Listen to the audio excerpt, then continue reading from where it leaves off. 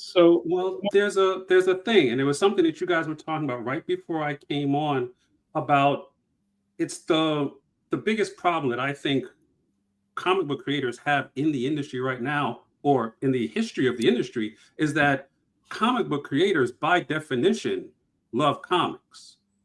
And because they love comics, and when you love something, it's like any loving anything else, you may be prone to making less than prudent decisions because you are in love.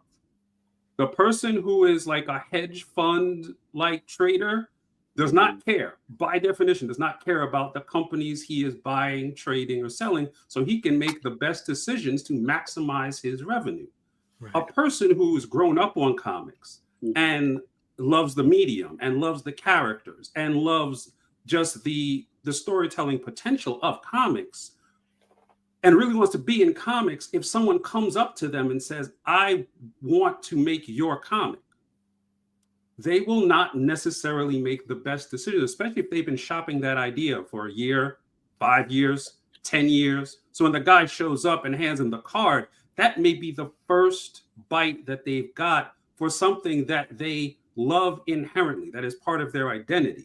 mhm. So then when they call me and I tell them that, well, paragraph 4, line 13 doesn't really work in your favor in this instant, they've stopped listening to me.